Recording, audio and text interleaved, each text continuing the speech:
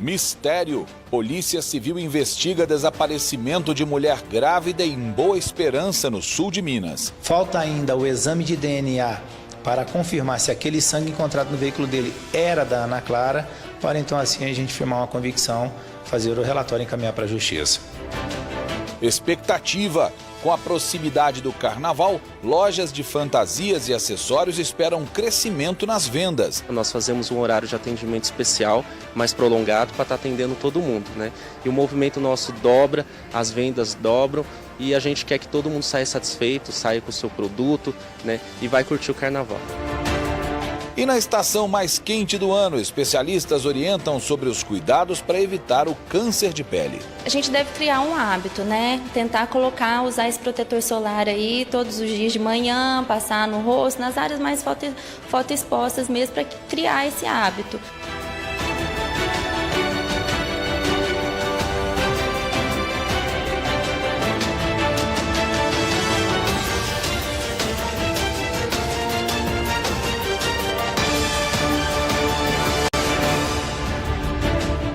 Olá, boa noite para você. O Mais Notícias dessa terça-feira começa com a história do desaparecimento de uma mulher de 27 anos em Boa Esperança, no sul de Minas. Ana Clara Souza Barbosa. Ela é de Sete Lagoas, na região central do estado, mas no fim do ano foi até a cidade de Boa Esperança para passar uns dias com o companheiro. E desde então, a família não tem mais notícias da jovem. A Polícia Civil investiga o caso. Ana Clara Souza Barbosa, 27 anos, uma jovem que saiu de casa em busca de oportunidades, conheceu o homem que ela acreditava ser o grande amor da vida dela e depois desapareceu. Natural de Sete Lagoas, Ana Clara foi vista pela última vez em Boa Esperança, no sul de Minas, cidade onde estava vivendo há 3 anos. Para a família, não há dúvidas sobre quem é o culpado pelo sumiço da jovem. O Ed Carlos, o marido dela, porque eles tinham vindo de casados em Sete Lagoas. Para quem não sabe, eles tinham vindo de casados, tinham casa tudo mobiliada, tudo certinho. E segundo a família da Ana Clara, desde o primeiro momento em que ele foi apresentado, ele sempre demonstrou ser uma pessoa do bem, ser um homem íntegro, um homem que iria cuidar muito bem da Ana Clara. No momento que eles se assumiram, chegou em Sete Lagoas, ele alugou casa, ele comprou tudo de dentro de casa, tudo que eu sei imaginar. Ed Carlos de Assis Costa, um cafeicultor de 35 anos, companheiro de Ana Clara. Há pouco mais de um mês, desde que as investigações o apontaram como o principal suspeito nessa história, ele está foragido da polícia. A partir das oitivas dos primos, em que ele teria confessado, e de uma perícia realizada no carro dele, onde foi identificado sangue, e está no laboratório de criminalística fazendo a análise se este sangue é dela, através de exame de DNA, e de uma outra testemunha que foi ouvida na terça-feira passada, que diz que ele esteve no lava-jato da cidade solicitando a lavagem do seu carro que estava limpo, inclusive oferecendo um valor maior do que é comercialmente pago para essa lavagem, para ter essa lavagem sido feita imediatamente. A partir de então ele passou a ser suspeito do desaparecimento dela. Para a família, ainda há dúvidas. Ana Clara está viva ou morta? Juntou a esperança de encontrar ela viva, entendeu? Presa em algum lugar. Juntou todas as informações que chegaram na minha cabeça de que ela está morta, de que ela está queimada, de que ela está cortada, de que ela foi jogada de uma ribanceira. Juntou tudo, virou uma bagunça na minha cabeça. Apesar das investigações apontarem para um crime de feminicídio, o inquérito ainda não foi concluído. Os bombeiros já fizeram buscas pelo corpo da jovem em diversos pontos da cidade, mas nenhum sinal foi encontrado. Falta o Ed Carlos aparecer para poder responder às perguntas que são contraditórias na sua primeira oitiva. Falta ainda o exame de DNA para confirmar se aquele sangue encontrado no veículo dele era da Ana Clara, para então assim a gente firmar uma convicção, fazer o relatório e encaminhar para a Justiça.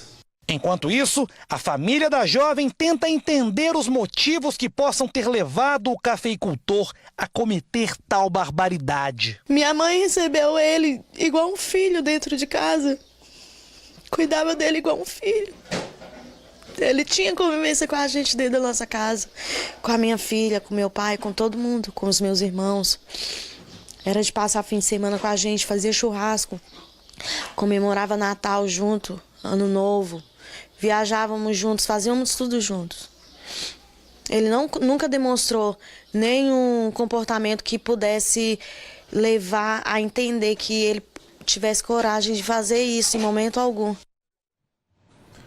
E uma mulher de 56 anos foi presa depois de tentar fazer uma compra com documentos falsos em uma loja de departamentos de Juiz de Fora. O carro em que ela estava não tinha documentação e foi apreendido. A mulher se apresentou como Maria Aparecida de Lima, de 56 anos. Ela foi presa por estelionato ao tentar fazer um cadastro em uma loja de departamentos em Juiz de Fora, usando uma carteira de identidade falsa no nome de Marlene Aparecida de Lima. A loja trabalha com identificação facial. A irregularidade entre o rosto e o nome apresentado foi percebida por funcionários que chamaram a polícia militar. O gerente disse que não foi autorizado a dar entrevista. Ele contou aos policiais militares que a mesma mulher veio à loja em 2015, fez o cadastro e usou o cartão para fazer uma compra de quase R$2.000. Depois, quando o pagamento não foi feito, o nome da cliente entrou para o cadastro de inadimplentes. Mesmo assim, há 6 meses, ela voltou tentando fazer outra compra. O nome dela não foi aprovado no setor de cadastramento e a mulher foi embora. Mas não desistiu e voltou agora com outro nome. Ao ser flagrada, ela tentou convencer os policiais de que era inocente. Ela ficou assustada, chorando, né? Falando que era a primeira vez que ela utilizava desse artifício para fazer compras. E negou que já tivesse feito isso anteriormente. Os policiais militares descobriram que a mulher parou o carro no estacionamento do shopping, fez compras numa loja e depois passou a pé pelo estacionamento até a loja de departamentos. Era por volta de 9h30 da noite. Depois de se dizer inocente, ela admitiu ter usado documentos falsos. Ela admitiu que sim, que ela fez a montagem das identidades, às vezes colocando foto e outras vezes montando a identidade. Que o nome real dela seria Maria Aparecida e que ela não tinha como falar o porquê que ela fazia isso, mas que ela vinha fazendo há muito tempo. A mulher não contou como conseguiu o material para a falsificação. Ela não explicou como ela conseguia os documentos. Ela só explicou que ela juntava a documentação de loja operadora de telefonia, como Vivo e Oi, mas o comprovante de renda ia na loja, bem apresentável, fazia o cadastro e, se passasse, ela efetuava as compras. Segundo a Polícia Militar, quando a fraude foi descoberta, a mulher tentou subornar um segurança da loja usando um celular novo que tinha acabado de comprar no shopping e também dinheiro. A proposta não foi aceita e ela foi presa. No carro de Maria Aparecida, os PMs encontraram celulares e telefones fixos que foram comprados no shopping. Além do material apreendido, havia outras irregularidades no veículo. Ela não apresentou nenhuma documentação pertinente que comprovasse a propriedade, ou de quem seria o veículo. O material apreendido foi encaminhado para a delegacia junto com o dinheiro encontrado com a mulher. Ela prestou depoimento e foi encaminhada ao exame de corpo de delito. A Polícia Civil vai investigar se o nome passado por ela é verdadeiro e se ela tem passagens anteriores. Depois de ouvida pelo delegado, a mulher foi encaminhada para a penitenciária Ariosvaldo Campos Pires, em Juiz de Fora. Você fica agora com um giro com as principais informações de outras regiões do estado. Em São José da Safira, no Vale do Rio Doce, um homem foi assassinado na estrada que dá acesso à cidade. Segundo a PM, Isnar Rodrigues Gonçalves, de 59 anos, estava sozinho em uma moto, quando foi fechado por outro motociclista que estava acompanhado. Um homem que estava na garupa sacou um revólver e disparou vários tiros contra Isnar, que morreu no local. A suspeita é de que a motivação do crime seja dinheiro conseguido com a venda de gados. Até o momento, ninguém foi preso. De Governador Valadares, Camila Dourado. Uma mulher de 50 anos foi assassinada na porta de casa na Vila Calafate, na região oeste da capital. Um rapaz teria chamado por Edinalva Rezende da Silva e ela atendeu o portão. Ele disse que tinha um assunto particular para tratar com a mulher. O marido da vítima acompanhou tudo do portão. Assim que atravessaram a rua, o rapaz atirou 2 vezes contra Edinalva e fugiu. Ele foi procurado pela polícia, mas não foi encontrado. A suspeita é que o crime tenha ligação com a informação passada por moradores de que Edinalva teria conversado demais sobre atividades criminosas praticadas na região. De Belo Horizonte, Vinícius Araújo. Agora preste atenção neste alerta sobre compras pela internet. É que muitos estelionatários têm utilizado sites falsos para oferecer grandes oportunidades de compra e enganar os consumidores. No ano passado, esse tipo de golpe cresceu mais de 30%.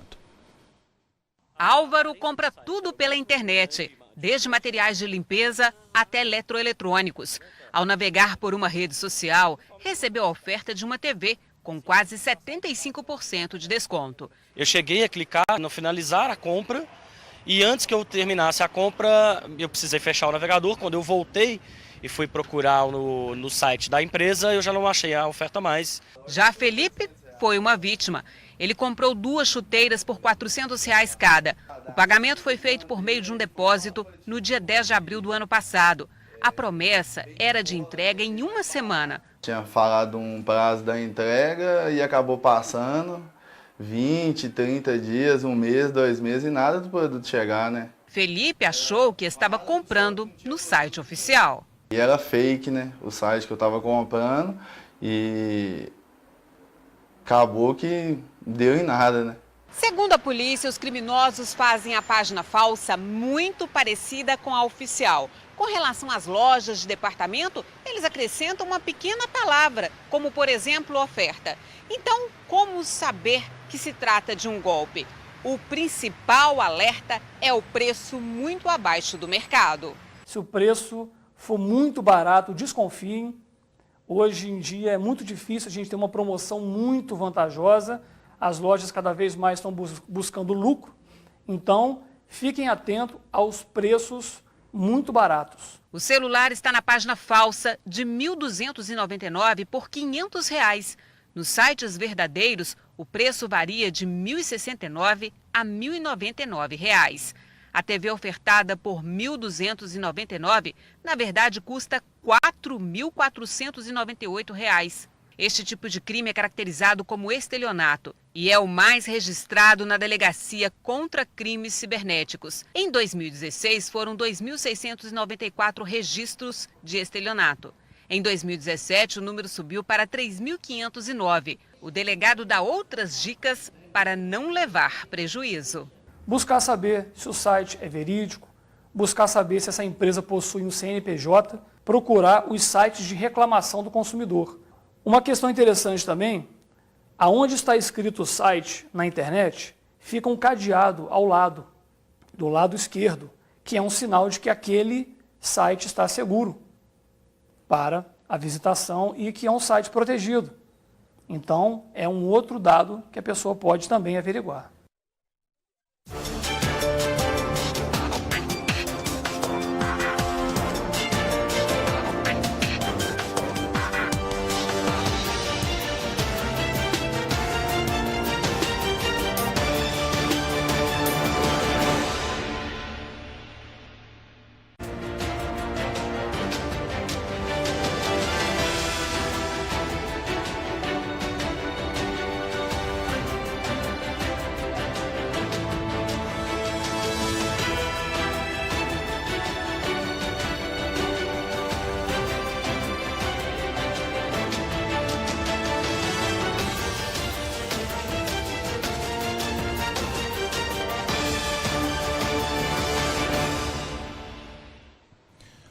Olha, muita gente quer economizar na hora de fazer a compra dos materiais escolares, tem que economizar mesmo, só que também precisa levar em consideração que alguns produtos têm potencial danoso. É preciso ter cuidado, já que alguns desses materiais de baixa qualidade, os mais baratos, podem trazer até sérios riscos à saúde das crianças. Lápis, caderno e calculadora, material mais do que útil para essa época do ano. Dá uma pesquisada para ver onde está o melhor preço. Mas tão importante quanto o custo é a qualidade do material. O ano passado, por exemplo, as colas, né? As colas de bastão, eu escolhi uma marca diferente, eu tive que comprar de novo. Por quê? Porque não colava.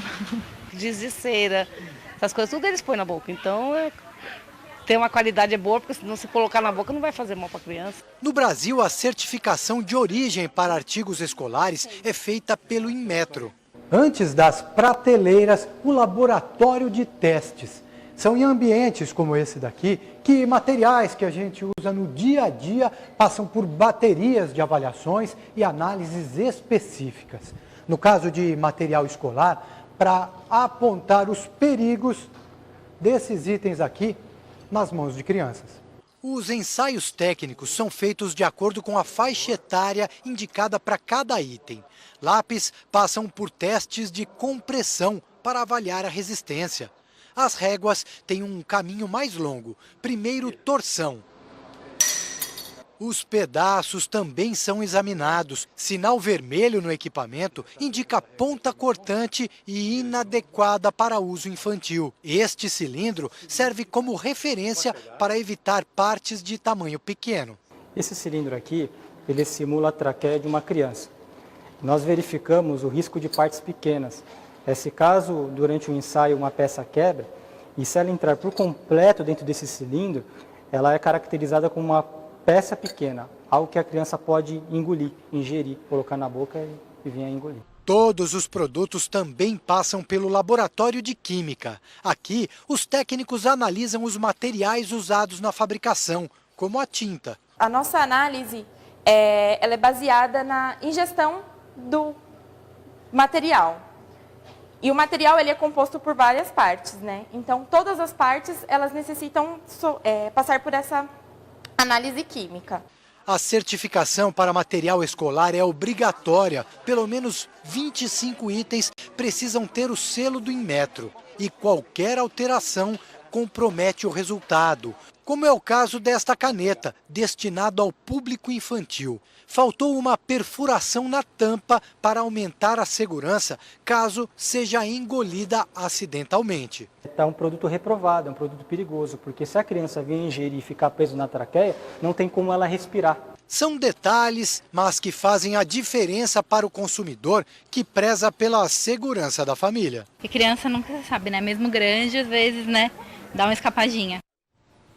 Aí a gente fica com um dilema, né? Você compra o mais barato ou compra o de melhor qualidade? Eu acho que o segredo é fazer uma pesquisa bem feita, principalmente nas papelarias que tem próximo à sua casa. Pra você ter uma ideia, um levantamento feito pelo site de pesquisas Mercado Mineiro mostra que a diferença entre o preço dos produtos da lista de materiais pode chegar, a diferença, a até 545%.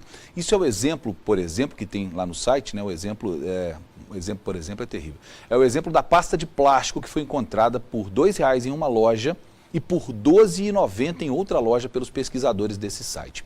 Nesse caso, é um produto genérico que pode entrar, é claro, nessa questão da qualidade. Mas a maior diferença entre produtos idênticos, quer dizer, um produto que é do mesmo tipo e da mesma marca, foi encontrada em uma lapiseira comum. Ela estava a R$ 5,90 em um site, em uma loja, e a R$ 29,90 em outra loja. É um abismo de distância de 406%. E as diferenças caminham por aí. Tem borracha com preço 290% maior de uma papelaria para outra, caderno espiral com variação de 200%, cola branca com 160% de diferença. Então a pesquisa, ela tem que ser feita e ela tem que ser feita com critério. Nesse caso específico, a pesquisa do site Mercado Mineiro fez a cotação dos 25 itens mais comuns da lista de materiais, comparando cerca de 80 marcas diferentes em 9 lojas de Belo Horizonte e de Contagem. Esses e outros levantamentos você pode encontrar no endereço mercadomineiro.com.br. Você deve estar se perguntando, mas isso é Belo Horizonte e Contagem, não nos interessa. Mas serve como exemplo e lá tem a média de preço que serve também para a gente fazer esse levantamento quando for comprar a lista de material escolar na cidade que você estiver. A referência ela tem que ser a mesma. Agora, ainda falando de economia, o carnaval é uma época de festa, mas também é uma época de ganhar dinheiro. Quem trabalha com fantasias e acessórios já espera um aumento nas vendas. Em Poços de Caldas, o movimento em algumas lojas chega a dobrar. Ela não para. Os dias desta costureira têm sido assim. muito corridos. As encomendas de fantasias são inúmeras. Todo mundo querendo fazer bonito neste carnaval. Débora é uma dessas pessoas. Ela é atriz e, além de curtir, também vai trabalhar muito nos dias de folia. A gente tem um arsenal de figurinos. A gente não fala nem fantasia, figurino.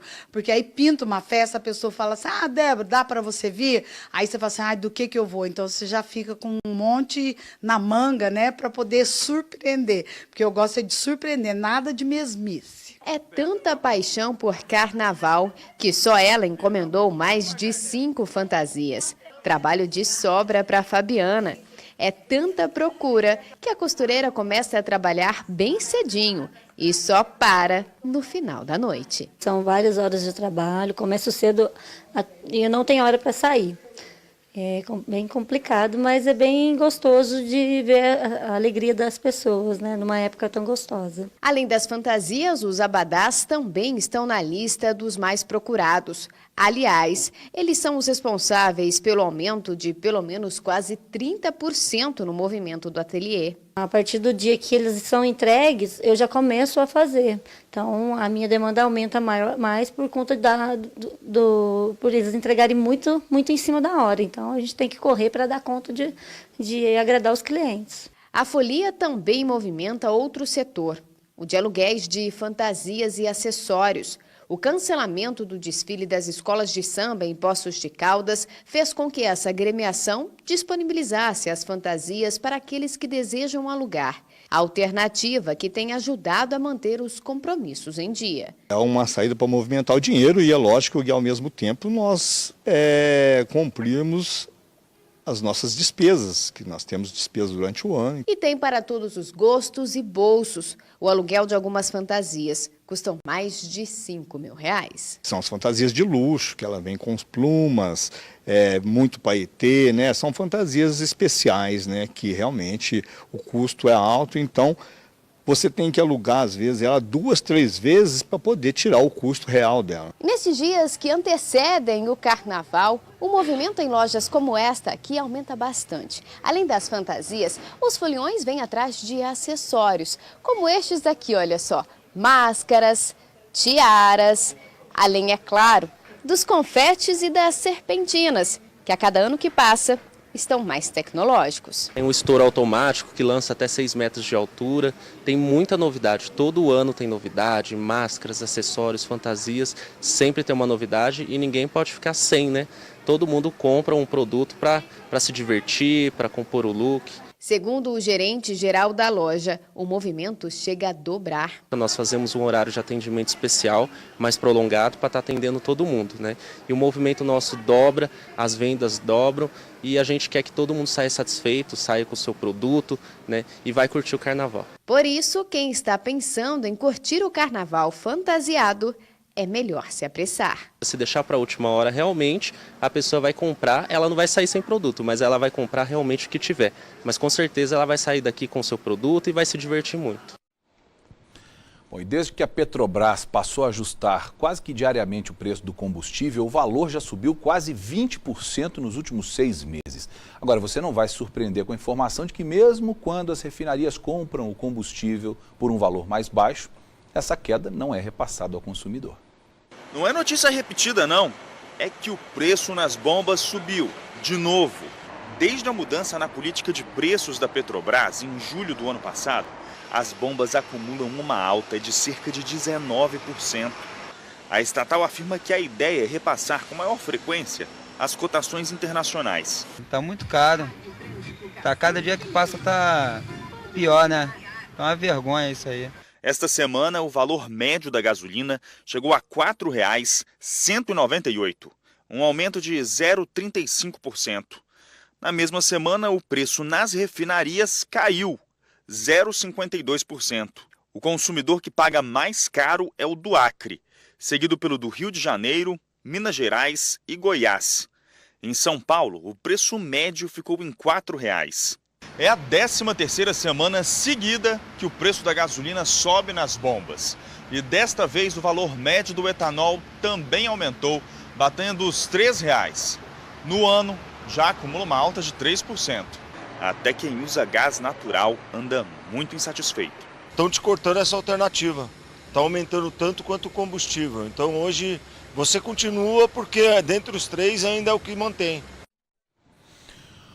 Pequenos gastos como um cafezinho no meio da tarde, um doce depois do almoço, uma lembrancinha, podem fazer um estrago no seu orçamento. A orientação dos especialistas é sempre colocar todas as despesas na ponta do lápis para evitar sustos no fim do mês.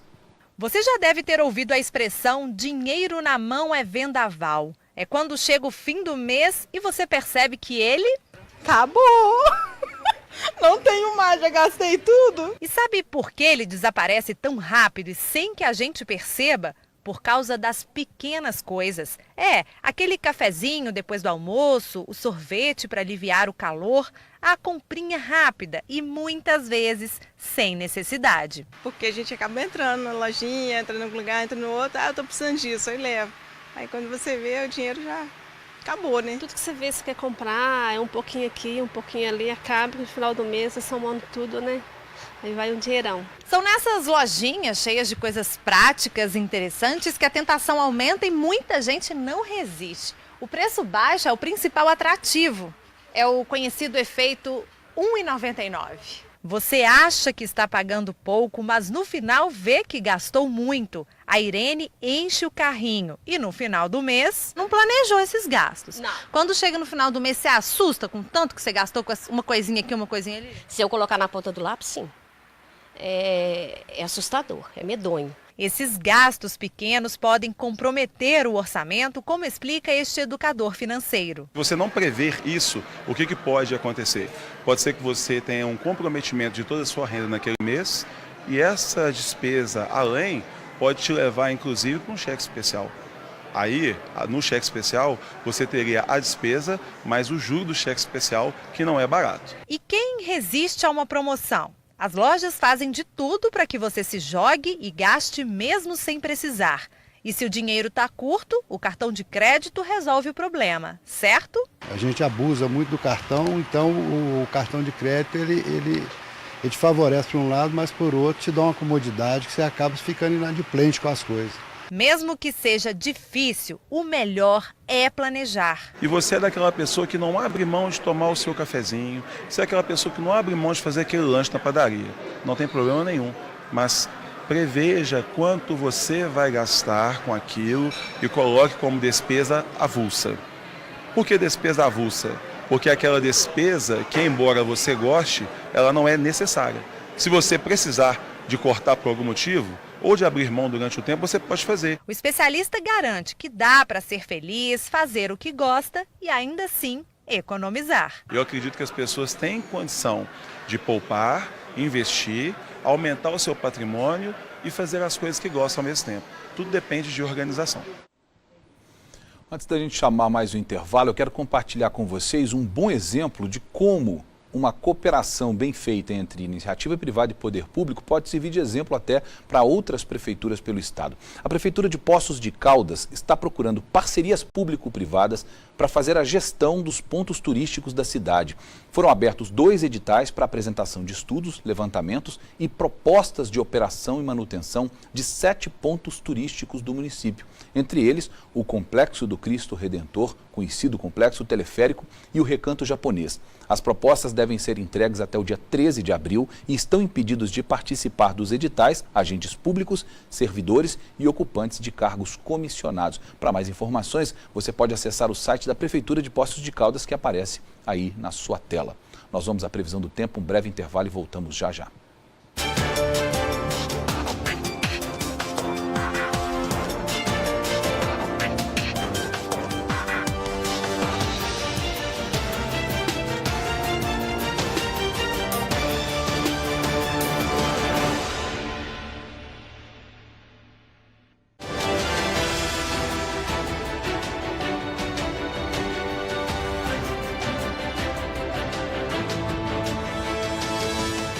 Bom, a Secretaria de Estado da Saúde confirmou hoje à tarde mais uma morte por febre amarela no estado. Um turista que é de São Paulo e estava em São Tomé das Letras, no sul de Minas, no início do ano, foi internado no Hospital São Sebastião, em Três Corações, com sintomas da doença. Ele morreu no dia 17 de janeiro e o caso estava sendo investigado. Com a confirmação, sobe para 36 o número de mortes por febre amarela em Minas Gerais. Ainda segundo o boletim divulgado pela Secretaria, 208 casos estão em investigação em todo o estado nesse momento. A gente continua falando de saúde. Muita gente ainda ignora o uso de protetor solar no dia a dia, mas especialistas garantem que ele é um produto importante no combate às doenças de pele, principalmente no combate ao câncer. No verão é assim, muito calor e a sensação de que o sol está mais perto da terra. Por isso é preciso tomar certos cuidados, principalmente com a pele. O uso do protetor solar é indispensável. Hoje nem não é por vaidade, é por necessidade. Protetor solar antes de tudo. Outros já assumem que não fazem muita questão de se protegerem contra os raios solares. Eu não sou muito de passar não, minha menina passa mais. Eu particularmente não uso. O fisioterapeuta Tiago tem 25 anos e como tem casos de câncer de pele na família, ele evita sair de casa sem que antes tenha passado o protetor solar. Tento me policiar, mas reconheço que às vezes eu acabo esquecendo. Esse verão agora dá para fazer diferente, tentar passar mais vezes? Como é que é? A gente tem que tentar passar e não esquecer, né? E principalmente o rosto que está mais exposto, né? Os braços, a gente usa camiseta de manga curta, né? Tem que estar sempre de olho se policiando. E o Tiago não está errado. Todo o cuidado com o sol é fundamental, principalmente se a exposição aos raios solares for entre as 10 da manhã e as 4 da tarde. Os riscos são tantos que o Instituto Nacional do Câncer estima que apenas em 2016, 170 mil novos casos de câncer de pele tenham sido descobertos. Este especialista em oncologia, que há mais de 30 anos acompanha casos de doenças de pele, explica que existem 3 tipos de câncer. Dentro dos que a radiação solar provoca alteração, seria o carcinoma basocelular, que é um câncer de pele mais suave, porque o crescimento dele é local. Depois vem o carcinoma espinocelular, que ele cresce muito rapidamente e pode mandar células desse câncer para outros locais do corpo. E o melanoma cutâneo, que é o mais violento de todos. O tratamento geralmente é feito com cirurgia. Normalmente nos cânceres de pele, ele é essencialmente cirúrgico à medida que você pode ressecar. A exposição aos raios solares sem proteção pode ainda causar danos futuros. Essa radiação solar ela vai refletir anos e anos depois, né, desses incidentes. Então, os pacientes que vão adquirir câncer de pele é com 20 anos, 25, 30 anos depois que tomou sol. Esta dermatologista explica que o protetor solar deve se tornar o grande aliado e até amigo no dia a dia. A gente deve criar um hábito, né? Tentar usar esse protetor solar aí todos os dias de manhã, passar no rosto, nas áreas mais fotoexpostas mesmo, para criar esse hábito. A orientação é que o protetor escolhido atenda à necessidade de cada tipo de pele. Mas tem muita gente que ainda não se preocupa com este cuidado. É o que mostra a indústria de protetores solares. Uma estimativa apontou que apenas 32% dos brasileiros utilizam o protetor durante todo o ano e não somente nos dias de verão. Sempre reaplicando protetor solar a cada 2 horas, né? Entrou no mar, na piscina, reaplicar, saiu da piscina, saiu do mar, reaplica esse protetor solar, né? Usa tanto no rosto, nos braços, no colo, nas áreas mais expostas ao sol aí. E não há desculpa para não usar. No mercado existem vários modelos e marcas, mais e mais produtos que buscam atender a demanda da clientela. Tem um protetor solar no mercado hoje para a pele oleosa e protetor para a pele mais seca. O ideal é que os cuidados com a pele sejam tomados em todas as estações do ano. A Alice, de apenas 11 anos, sabe bem disso. A minha avó Angélica, ela sempre está cuidando de mim, sempre me ajudando, e ela sempre me fala para passar protetor solar. As avós são sábias. Os raios ultravioleta eles estão no sol, mas também estão nas câmeras de bronzeamento, que são proibidas no Brasil e são classificadas pela Organização Mundial da Saúde desde 2009 como agentes cancerígenos. No meu caso do cigarro, por exemplo. O desafio maior da Sociedade Brasileira de Dermatologia é fazer as pessoas entenderem que elas precisam usar filtro solar também nas tarefas e nos passeios do dia a dia e não só quando elas vão à praia ou vão à piscina, como a maioria das pessoas faz e a gente viu aí na reportagem. Essa exposição involuntária é mais perigosa porque ela é frequente. Dependendo da atividade profissional que você tem, a sua exposição ocasional ao sol, ela pode corresponder a 70% do total, incluindo quando você vai à praia ou à piscina também. Agora, um outro assunto importante que a gente tem que tratar aqui no Mais Notícias é que o consumo de farinha de mandioca na região norte do país, ela é acima da média nacional. Isso serve para o norte de Minas também. Isso pode causar problemas graves de saúde na população, porque, segundo os médicos, quem come muita farinha ao longo da vida pode desenvolver até câncer.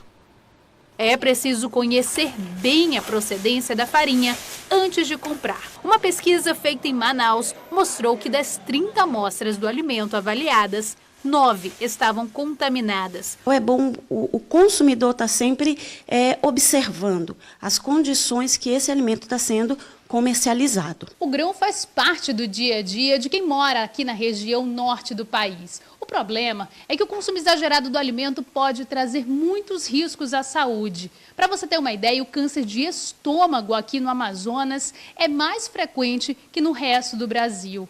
E, segundo especialistas, muito disso se deve à dieta da população, com muita farinha. O perigo está na fabricação do produto. No processo é usado um corante com uma substância de nome complicado, a tartrazina. Se consumida constantemente, ela pode ser nociva ao corpo e causar até câncer.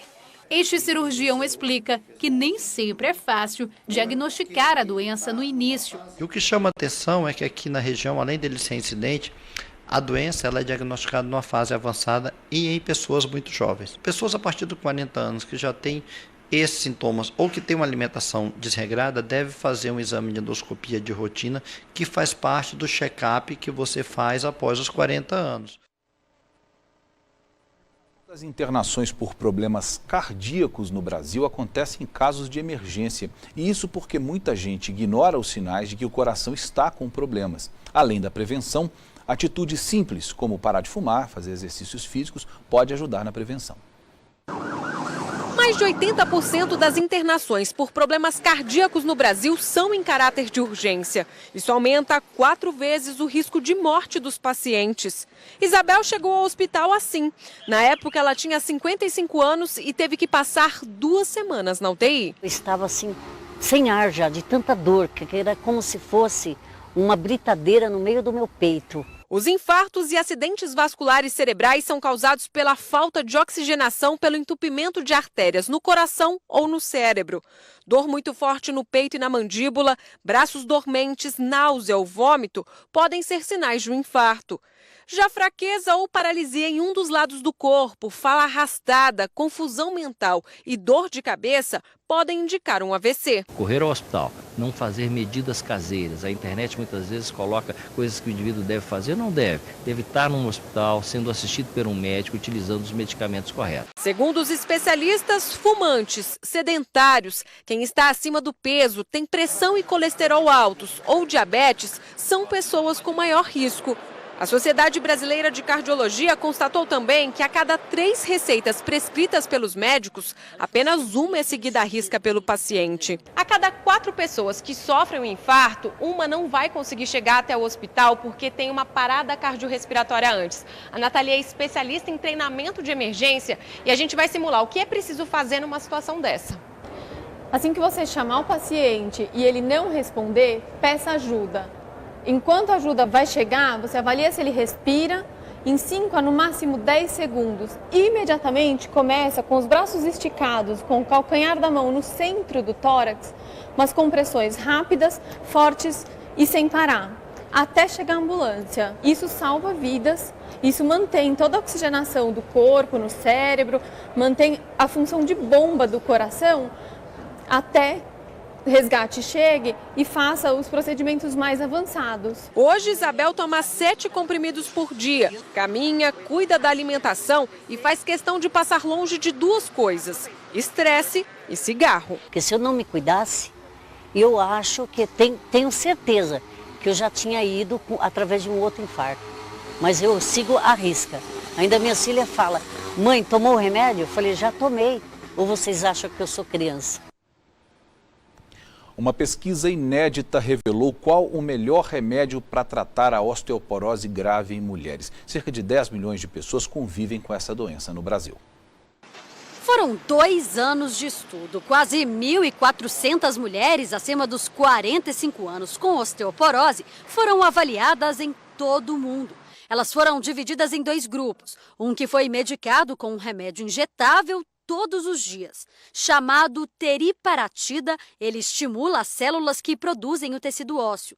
O outro é o residronato, consumido 1 vez por semana de forma oral. Ele impede a degeneração do osso. Depois de 1 ano, a redução de fraturas nos ossos chegou a 48% para as mulheres que tomaram a injeção. Só que no Brasil, ela não está disponível na rede pública. Ou a gente estimula a célula que faz osso, ou a gente reprime a célula que reabsorve o osso. Os 2 grupos tiveram sucesso. Só que o grupo de mulheres que estava recebendo a terapêutica pró-formadora tiveram uma diminuição maior do risco de fratura do que aquelas tratadas com antirreabsortivo. O resultado inédito foi publicado em uma revista científica britânica muito conceituada. Cerca de 10 milhões de pessoas sofrem com a osteoporose no Brasil. 1 em cada 5 pessoas acima de 55 anos tem a doença. A osteoporose ela é conceituada como sendo aquele ponto onde o osso está tão fraco que ele pode fraturar. Como a população está envelhecendo, a osteoporose tornou-se um problema de saúde pública, né? Assim como Alzheimer, assim como diabetes tipo 2, né? Hipertensão. As mulheres estão mais suscetíveis à perda óssea. Quando chegam à menopausa, elas param de produzir o estrogênio, hormônio que regula a absorção de cálcio. Dona Alice passa horas assim, em pé, cozinhando. As dores nas costas começaram a ficar muito intensas, até que ela descobriu o motivo. Estava com medo de ser alguma pneumonia, alguma outra coisa, e diagnosticou osteoporose. A doença não tem cura, mas pode ser evitada. Para isso, basta incluir 3 recomendações médicas no dia a dia. Fazer exercícios físicos, tomar sol pelo menos 15 minutos e ter uma alimentação como esta, rica em cálcio. Um copo de leite, uma fatia de queijo, 1 copinho de iogurte chegam basicamente ao que a gente precisa de cálcio por dia. O melhor cálcio é o cálcio da dieta.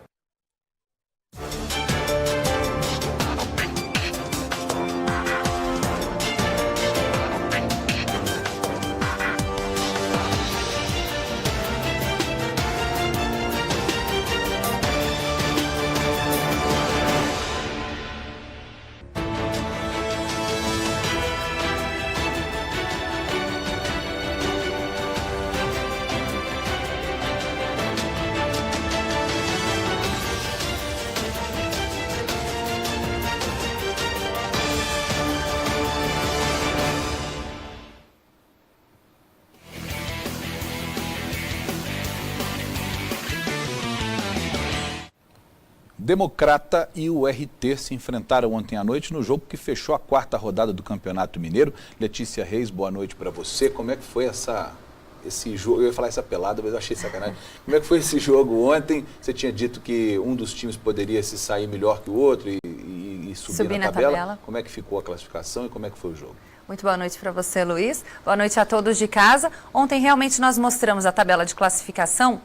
Dependendo do resultado do jogo entre Democrata e o RT, a equipe vencedora poderia assumir a 3ª posição. E o resultado foi bom para o RT, que venceu o Democrata fora de casa, somou 3 pontos e está no G4. A partida aconteceu no estádio Mamudão, em Governador Valadares. Mesmo diante da torcida, o time de casa não conseguiu segurar o ataque do adversário. O primeiro gol saiu aos 14 minutos do primeiro tempo com Vitor Salinas. No finalzinho do segundo tempo, Rodolfo fez contra para o Democrata. Mas nos acréscimos, Bruninho marcou e fechou a vitória para o RT. Final Democrata 1, o RT 2. Eu ia falar que o jogo tinha sido apelado, porque eu nunca vi um jogo num estádio tão escuro. Como é que se joga a bola com aquele... Muito escuro. O pessoal tem reclamado bastante do estádio, não só do Democrata, mas alguns estádios do interior. Os times da capital têm pegado no pé. Pois é, e teve time mineiro estreando na Copa do Brasil? Isso, o jogo é hoje. É hoje. É hoje. Tem time mineiro? Daqui a pouquinho.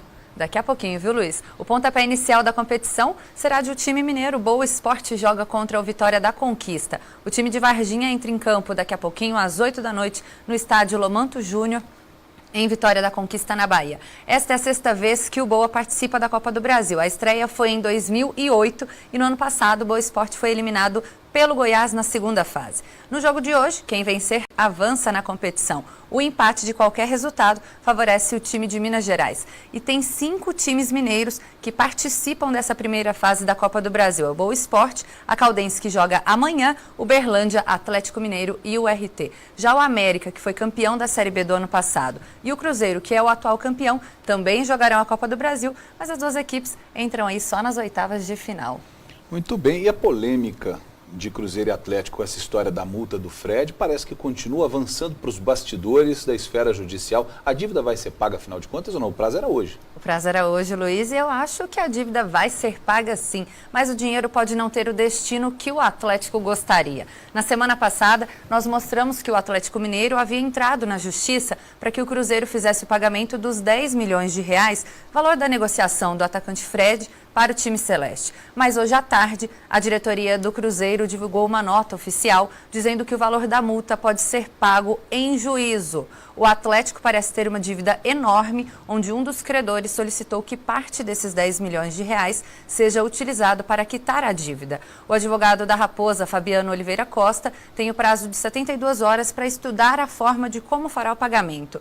Nós entramos em contato com a assessoria do Atlético Mineiro e nos disseram que, por enquanto, não tem nada a se falar sobre o assunto Fred. Bom, muito bem. Os campeonatos estão em andamento, mas parece que tem time ainda apresentando jogador e alguns jogadores estão voltando, sendo repatriados para o Brasil. Que história é essa? É isso mesmo, Luiz. Campeonatos, né, em andamento e tem jogador voltando para casa. É o caso do Gabigol, que está voltando para o Santos, e do goleiro que já defendeu a seleção brasileira, o Júlio César, que está voltando para o Flamengo. O Brasil revela muitos jogadores, né, para o futebol estrangeiro e, com o passar do tempo, eles acabam repatriando esses atletas. No caso do Gabigol, que estava sem atuar na Europa, precisou aceitar um salário bem inferior ao que recebia na Inter de Milão e no Benfica para poder jogar no Peixe. E o Júlio César, agora no futebol, né, foi destaque em outros países, mas vai ficar por 3 meses no Flamengo para, enfim, pendurar as chuteiras. E teve também, Luiz, jogador que aceitou o time de proposta rival para poder voltar ao Brasil. Tem novinho de meia idade, o tiozão, Júlio César, quem diria, hein? De volta ao Flamengo depois de 14 anos. Assinou um contrato curto de apenas 3 meses, já disse que a despedida do futebol, aos 38 anos, quer se aposentar com o título do Carioca. Venho com muita responsabilidade, acima de tudo, porque não vou me comportar diferentemente de como eu me comportei na minha carreira inteira, que foi ser muito profissional. E venho com o sonho de encerrar uma carreira ganhando título. Henrique, 31 anos, o novo zagueiro corintiano tem um currículo admirável. Barcelona, Nápoles, Fluminense e o rival Palmeiras é passado. Daqui para frente é vida nova, tudo novo e honrar esse manto do começo ao fim. O Gabigol não teve de se explicar muito não. Criado no Santos, ficou 1 ano e meio distante, passou pelo futebol europeu sem sucesso e aos 21 anos volta animadão. Espero que seja uma nova caminhada, mas seja caminhada igual ao último. Muita felicidade. O São Paulo apresentou 2 jogadores que um dia sonharam estar aqui no Tricolor. Eles realizaram a vontade, mas chegaram num momento bastante complicado para o clube.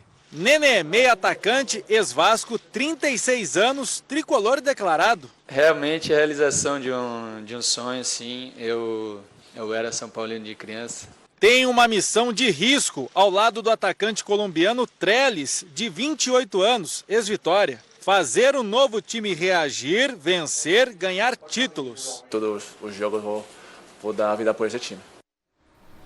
Por hoje é isso? Por hoje é isso, amanhã tem mais. Muito bom, obrigado, boa noite para você. Boa noite para você também, Luiz. Mais notícias fica por aqui, nós voltamos amanhã. Uma boa noite para você que está em casa também.